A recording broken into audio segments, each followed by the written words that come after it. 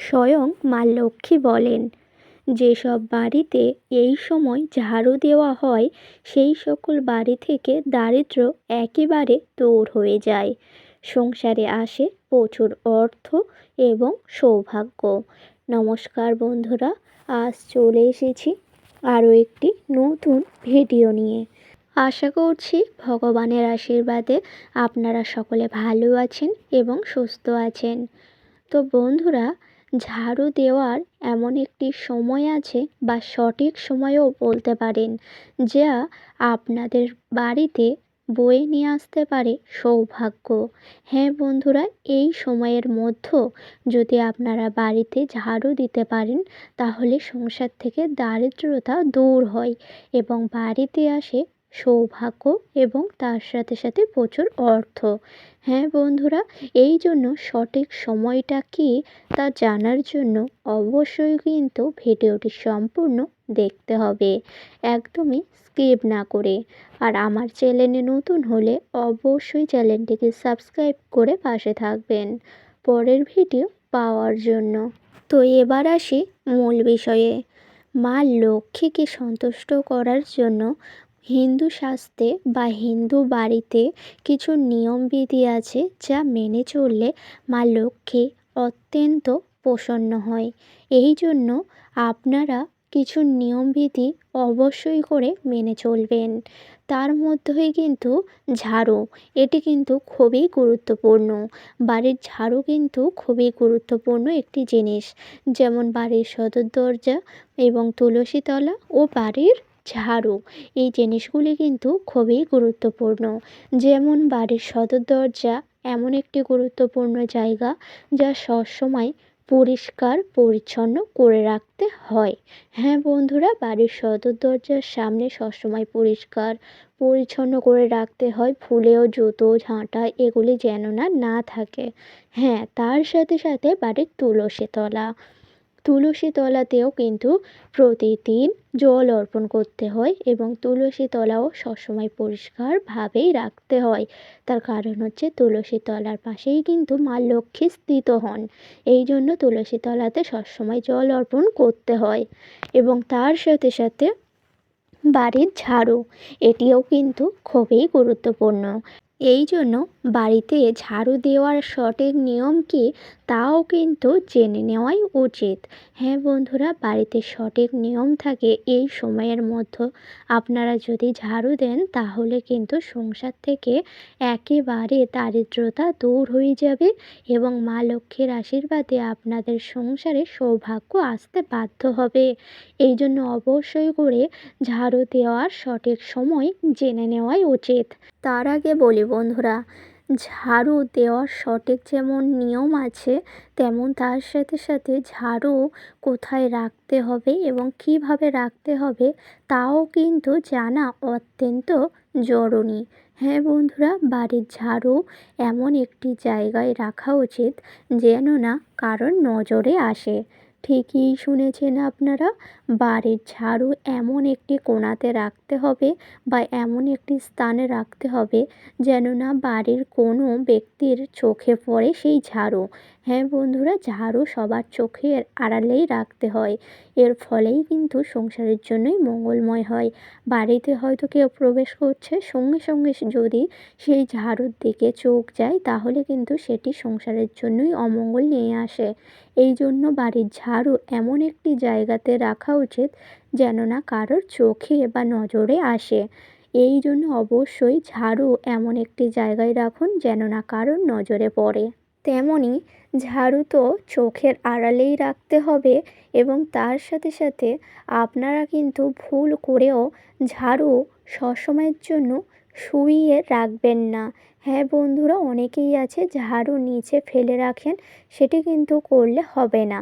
অবশ্যই করে ঝাড়ু সবসময় দাঁড় করিয়েই রাখবেন, না হলে কিন্তু সংসারের জন্যই ক্ষতি হয়। এই জন্য অবশ্যই করে ঝাড়ু সবসময় শুইয়ে রাখবেন না, লম্বাভাবে রেখে দেবেন কোনো একটি কোণাতে যেন না কারোর নজরেতে আসে। এই জন্য অবশ্যই ঝাড়ু এমন একটি জায়গায় রাখুন যেন না কারোর নজরে পড়ে।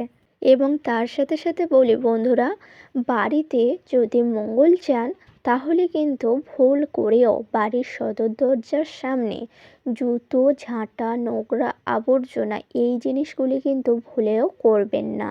না হলে কিন্তু সংসারে অমঙ্গল বয়ে আসবে। যে সকল গৃহস্থ বাড়িতে সদর দরজার সামনে জুতো, ঝাঁটা, নোংরা আবর্জনা করে প্রতিদিন রাখা হয়, সেই সকল গৃহে থেকে মা লক্ষ্মী চিরদিনের মতোই চলে যায় এবং সংসারে চলে আসে নেতিবাচক শক্তি বা বাস্তু দোষ। এই জন্য ভুল করেও বাড়ির সদর দরজার সামনে নোংরা আবর্জনা করে রাখা একদমই উচিত নয়। এবং তার সাথে সাথে তুলসী তলা, মা লক্ষ্মী কিন্তু তুলসী তলাতে স্থিত হন। এই জন্য তুলসী তলাও সবসময় ভালোভাবে পরিষ্কার পরিচ্ছন্ন করে রাখবেন এবং সকালবেলা পূজা পাঠ করার সময় আপনারা অবশ্যই করে সকালের নিত্য পূজা করে থাকেন, সেই সময় তুলসী তলাতে 1 ঘটি করে জল অর্পণ করবেন এবং মা লক্ষ্মীকে অবশ্যই স্বাগত জানাবে যে এই জল অর্পণের জন্যই মা লক্ষ্মী যেন আপনার গৃহেতেই থাকেন। তার কারণ হলো তুলসী তলা এমন একটি পবিত্র স্থান যা মা লক্ষ্মী থাকে, তাই অবশ্যই করে তুলসী তলাতে জল অর্পণ করা প্রত্যেকেরই উচিত। এই জন্য হিন্দু শাস্ত্রে হিন্দু বাড়িতে প্রতিদিন আপনারা সকালবেলার পূজা করার সময় 1 ঘটি করে তুলসী তলায় জল অর্পণ করবেন।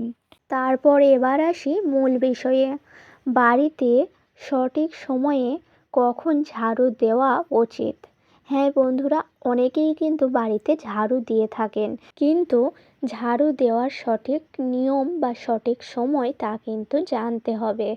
অবশ্যই করেই জানতে হবে। তার কারণ হচ্ছে অনেকেই কিন্তু ঝাড়ু সন্ধ্যাবেলায় দিয়ে থাকেন, সন্ধ্যা সাঁজের আগেই বা সন্ধ্যা সাঁজের সময় দিয়ে থাকেন। এই সময় কিন্তু ঝাড়ু দেওয়া একদমই উচিত নয়। সন্ধ্যা সাঁজের সময় ভুলেও যে সকল গৃহস্থ বাড়িতে সন্ধ্যা দেওয়ার সময় ঝাড়ু দেওয়া হয়, সেই সকল গৃহেতেই কিন্তু মা লক্ষ্মী কোনোদিন আসেন না।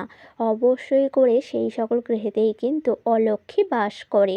এই জন্য ভুলেও সন্ধ্যা সাঁজের সময় ভুলেও কিন্তু আপনারা ঝাড়ু দেবেন না বাড়িতে। এই সময় ঝাড়ু দিলে বাড়িতে কিন্তু অমঙ্গল ডেকে আসবে। এই জন্য ভুল করে সন্ধ্যা সাঁজের সময় ঝাড়ু একদমই দেবেন না। এবং তার সাথে সাথে বলি, ঝাড়ু আপনারা কখন দেবেন এবং তার সঠিক সময় কোনটি?